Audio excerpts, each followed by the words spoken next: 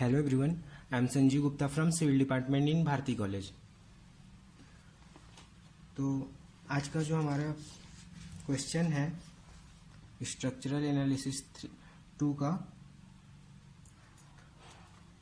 A cantilever of uniform flexor stiffness is propped at the free end as shown in figure. Calculate the reaction at the prop using the method of consistent deformation. ठीक है, इससे पहले हम लोग अभी तक क्या देखते आए थे? इससे पहले हम लोग देखते आए थे जो भी न्यूमेरिकल सॉल्व किए थे उसमें हम लोगों ने क्या किया था, यहाँ पास यूनिफॉर्मली डिस्ट्रीब्यूटेड लोड रहता था, ठीक, यूडीएल लोड रहता था। अभी जो हम न्यूमेरिकल सॉल्व कर रहे हैं ये कौन सा है? ये है पॉइंट लोड का, ठीक है। तो हम लोग को इसमें क्या करना है, कंसिस्टेंट डिफॉर्मेशन मेथड यूज करना है, ठीक, जिसके थ्रू हम लोग को क्या करना है, bending moment and shear force diagram draw करना है। तो हम लोग जानते हैं इसका सॉल्यूशन 5 स्टेप में कंप्लीट होता है, ठीक है। तो इसका जो फर्स्ट स्टेप है, स्टेप 1, वो क्या होता है,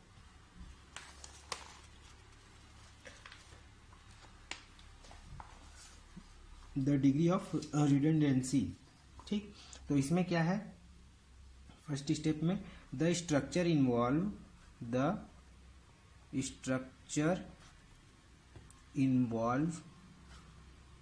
टू रिएक्शन, 2 रिएक्शन इन्वॉल्व है इसमें, एंड अ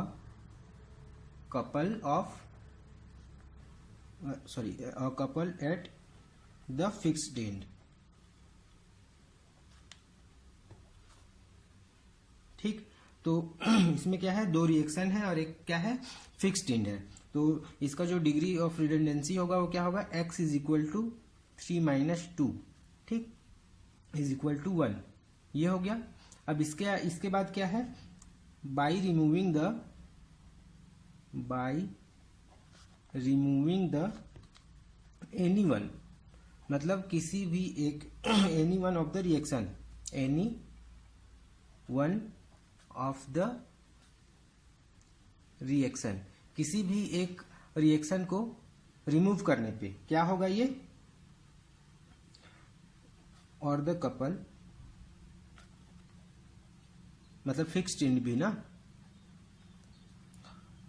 क्या होगा, किसी भी एक रिएक्शन को रिमूव करने पर the structure reduce to a determinate form, the structure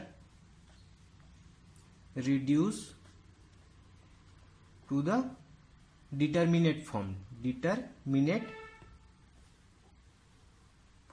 मतलब किसी भी रिएक्शन को रिमूव करने पे ये क्या होगा, डिटर्मिनेट फॉर्म में चेंज हो जाएगा, ठीक। तो ये तो था हमारा स्टेप 1। अब लेते हैं हम लोग, चलते हैं स्टेप 2 की ओर। अब इसमें क्या है, स्टेप 2 में हम लोग को क्या करना रहता है, रिमूविंग द प्रॉप, जो सपोर्ट है फ्री एंड वाला उसको हम लोग क्या करते हैं, रिमूव कर देते हैं, रिमूविंग द प्रॉप, ठीक। तो इसमें क्या होगा, let the prop reaction be removed, the structure reduced to a cantilever with a point load at mid span, ठीक है। the structure reduced to a simple cantilever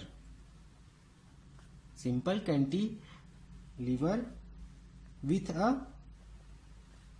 point load at mid span, point load at mid span, कि हम लोग एक reaction को क्या कर रहे हैं, इसमें से रिमूव कर रहे हैं, ठीक है। तो पॉइंट लोड की वजह से क्या होगा, वो सिंपल कैंटिलीवर स्ट्रक्चर में चेंज हो जाएगा, ठीक। ये जो हमारा जो बीम है वो क्या होगा, इस रिएक्शन को हटाने के बाद एक सिंपल पॉइंट लोड में चेंज हो जाएगा, ठीक है। और किसकी वजह से? इस 10 किलो न्यूटन जो फोर्स लोड इस पे अप्लाई हो रहा है, ये जो 10 किलो न्यूटन का लोड इस पे अप्लाई हो रहा है, उसकी वजह से क्या होगा, जो हमारा बीम है वो सिंपल कैंटिलीवर स्पान में चेंज हो जाएगा, ठीक। तो हम लोग क्या करते हैं, इसको रिमूव कर देते हैं। तो ये पॉइंट हमारा ए, ये हमारा रहा बीम, ठीक। बी पॉइंट का रिएक्शन को हम लोग हटा देते हैं, ठीक। और ये मिड में सेंटर में लग रहा है 5 मीटर इधर 5 मीटर इधर, दोनों ये 10 मीटर का बीम है हमारा, इसके सेंटर में 10 किलो न्यूटन का लोड लग रहा है, ठीक।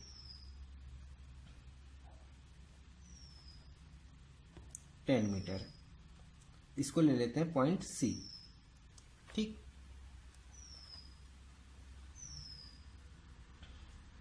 तो इसमें अब क्या करते हैं हम लोग, the deflection at the free and निकालते हैं, फ्री एंड का deflection, the deflection at the free and, ठीक है, the deflection at the free and. तो यहाँ पास मैंने कुछ बताया था सबसे फर्स्ट क्लास में कि यूडियल लोड के लिए जो फॉर्मूला होता है, ठीक, डिफ्लेक्शन का, वो क्या होता है, अलग होता है, और पॉइंट लोड के लिए जो फॉर्मूला होता है वो अलग होता है। तो यहाँ पास क्या है, पॉइंट लोड है, तो इसमें हम लोग कौन सा फॉर्मूला यूज करेंगे,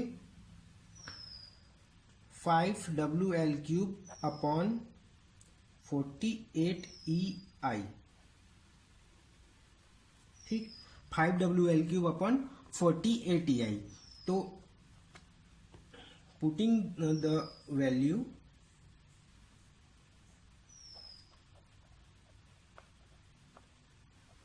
इन दिस फॉर्मूला, ठीक। इसमें हम लोग क्या करेंगे, वैल्यू पुट करेंगे। हमारे पास क्या क्या कौन कौन सी वैल्यू है, 5 इंटू डब्ल्यू की वैल्यू कितनी है 10, इंटू एल की वैल्यू कितनी है, टोटल लेंथ 10³ अपॉन 48EI। इसको जब हम लोग सॉल्व करेंगे तो कितना आएगा, 1041.67 अपॉन EI, ठीक। जब इसको हम लोग सॉल्व किए तो क्या आया, 1041.67 EI।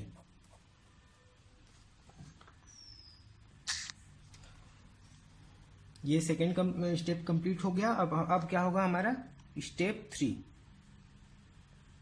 स्टेप 3 क्या था, assuming a reaction at free and,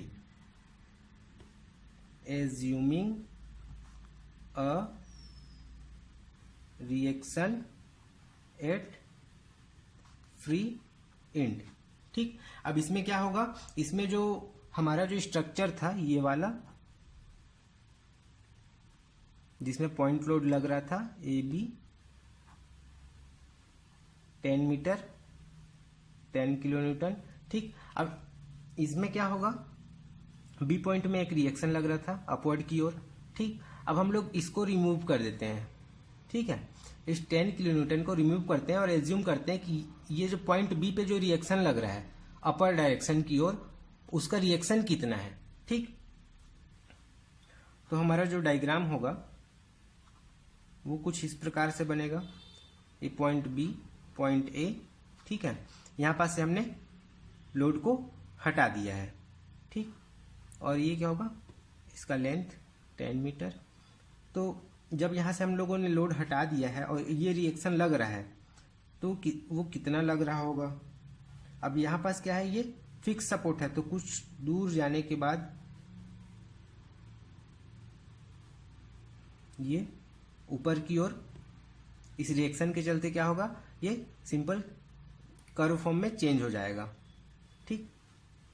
जो स्ट्रेट है वो कर्व फॉर्म में चेंज हो जाएगा, किसकी वजह से, इस रिएक्शन की वजह से। ये हम लोग एज्यूम कर रहे हैं कि अगर यहाँ पास 10 किलो न्यूटन का लोड नहीं लग रहा होता और सिर्फ रिएक्शन लग रहा होता तो रिएक्शन की वजह से हमारा स्ट्रक्चर कैसा हो सकता है, तो कुछ इस प्रकार से बनता है हमारा स्ट्रक्चर, ठीक। अब क्या करेंगे, अब इसमें भी हम लोग क्या करेंगे, the deflection at free and निकालेंगे।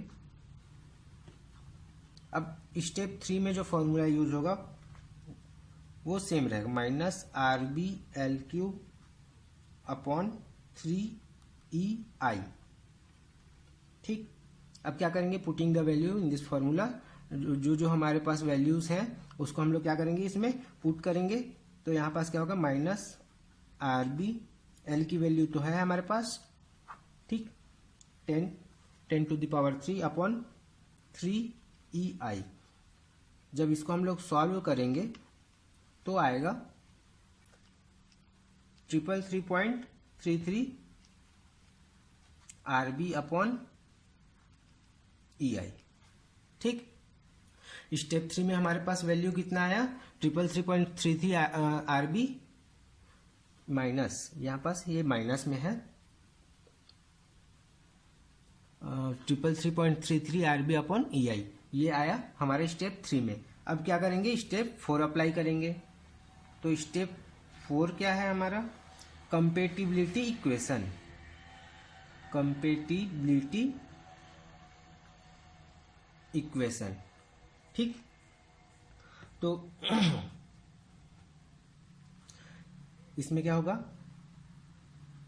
Applying the compatibility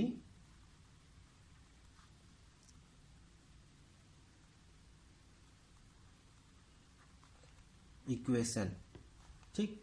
if RB is the reaction at the prop, ठीक, then deflection at the free end is to be 0। तो डिफ्लेक्शन क्या होगा, फ्री एंड के पास का ये जो डिफ्लेक्शन है, ये जो डिफ्लेक्शन है वो क्या होगा, 0 के बराबर होगा, ठीक। Then deflection at the free and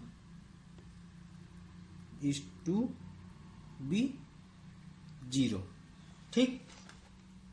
अब हमारा जो डायग्राम है वो कैसा बनेगा, यहां पास पॉइंट B, यहां पास लग रहा है हमारा W, ये A, ठीक। यहां पास का डिफ्लेक्शन 0 हो गया, तो अब डिफ्लेक्शन कैसे होगा, कुछ इस प्रकार से होगा, ठीक है। तो अब कंपेटिबिलिटी इक्वेशन अप्लाई कर रहे हैं, तो क्या करेंगे, दोनों को कंपेयर करेंगे। तो 1041.67 अपॉन RBA EI, ये आया था हमारे स्टेप 2 में, माइनस स्टेप 3 में कितना आया है, 333.33 RB upon EI is equal to क्या होगा, डिफ्लेक्शन 0 हो जाएगा, ठीक। तो इसको जब हम लोग सॉल्व करेंगे तो हमारे पास क्या मिलेगा, RB की वैल्यू।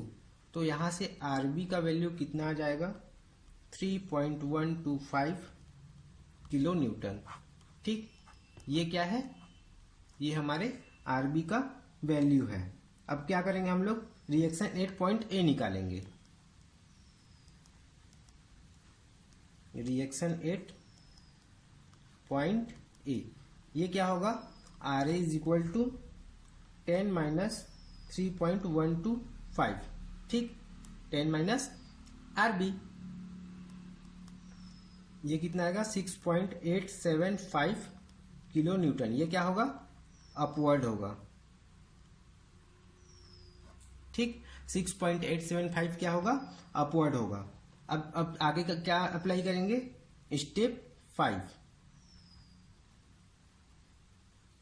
ठीक।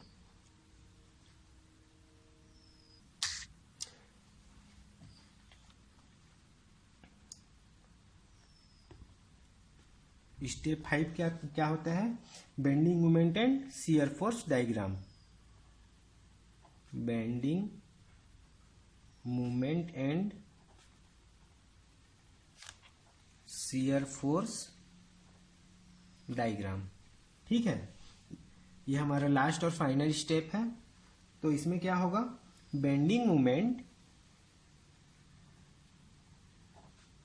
Bending moment at any distance,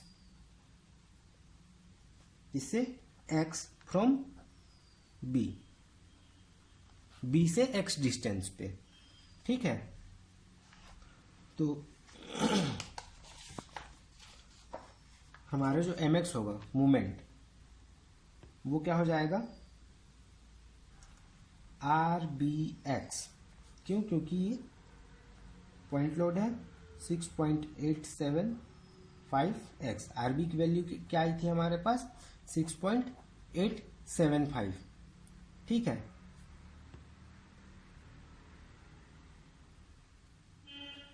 तो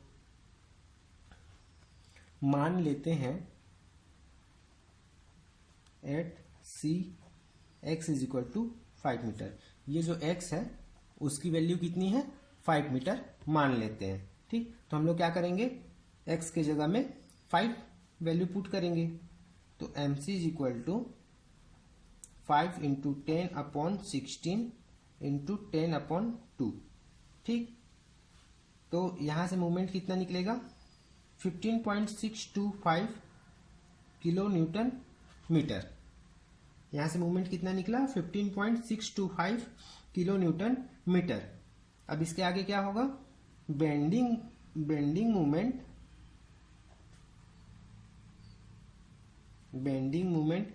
at any distance x from b। ये किसके लिए था, बिटवीन, ये जो 15.625 किसके लिए था, B एंड C के लिए, बिटवीन B एंड C के लिए था। अभी क्या होगा, between C and A, between क्या होगा, ये C एंड A के लिए होगा, ठीक है। तो यहां पास क्या होगा, mx is equal to 3.125x minus 10x minus 5, ठीक।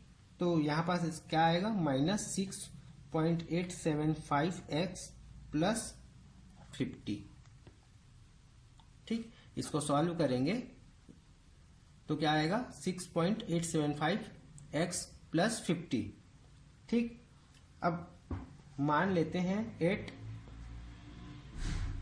ए पॉइंट पे x की वैल्यू 10 मीटर है, मैक्सिमम वैल्यू, ठीक है।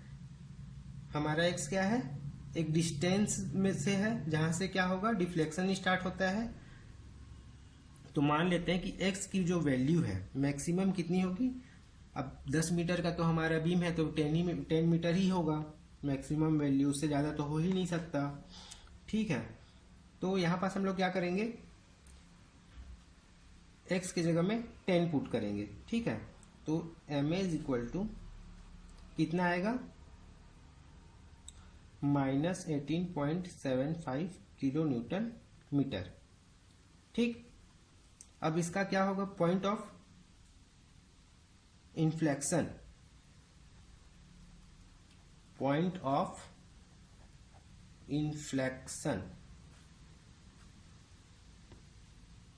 ये क्या होगा, ये जो हमारा आया है ये 15 सॉरी ये वाला माइनस 6.875x प्लस 50, ठीक। इसमें हम लोग क्या करेंगे, x की वैल्यू पुट करेंगे। तो minus 6.875x plus 50 is equal to हम लोग क्या ले लेते हैं, 0 ले लेते हैं। इसको और इसको इधर ट्रांसफर करके सॉल्व करेंगे तो यहाँ से x की वैल्यू आएगी हमारी 6.25 मीटर, ठीक। x की वैल्यू कितना आ गया 6.25 मीटर, ठीक। इससे हम लोगों ने क्या किया, x की एक्चुअल वैल्यू, ठीक है। हमने यहां पास क्या किया था, मैक्सिमम वैल्यू निकाला था। अब ये क्या है, ये एक्चुअल वैल्यू है, ठीक। तो हमारा जो bending moment and shear force diagram होगा, then bending moment and shear force डाया इज किस प्रकार से बनेगा, ये तो हमारा बीम है, ठीक। यहां पास क्या हो रहा है, mm मोमेंट ऑफ ए 18.75। ठीक, यहां पास कितना आएगा, जहां पास लोड लग रहा था 0.8 15.625 MC। मोमेंट सी पे कितना था 15.625, ए पे कितना था 18 माइनस था तो क्या हो गया, नीचे गया 18.75। ठीक, और यहां पास क्या है, फ्री एंड है तो 0। तो अब हम लोग क्या करते हैं, इसको बेंडिंग मोमेंट है, और हाँ ये क्या है, पॉइंट लोड है। तो पॉइंट लोड में क्या होता है, कर्व नहीं बनता, ये एकदम स्ट्रेट जुड़ेगा। ये किस प्रकार से दिखेगा, ट्रायंगल शेप में। ठीक, और ये जो वैल्यू है ये है हमारा x की वैल्यू, कितनी 7.25 मीटर। ठीक, 7.25 मीटर। अब इसका क्या करेंगे हम लोग, ये तो था बेंडिंग मोमेंट डायग्राम, अब शियर फोर्स डायग्राम ड्रॉ करेंगे। ठीक,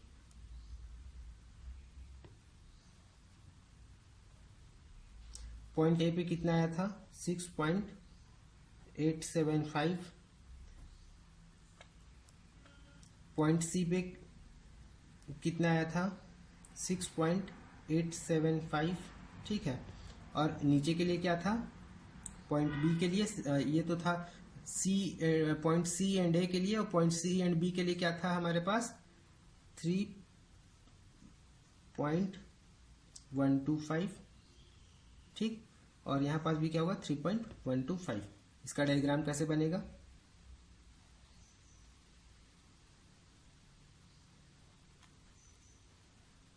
ये कुछ रेक्टेंगल शेप में इसका डायग्राम बनेगा। ये क्या है, शियर फोर्स डायग्राम। ठीक, ये था आज का हमारा सॉल्यूशन। ठीक, थैंक यू।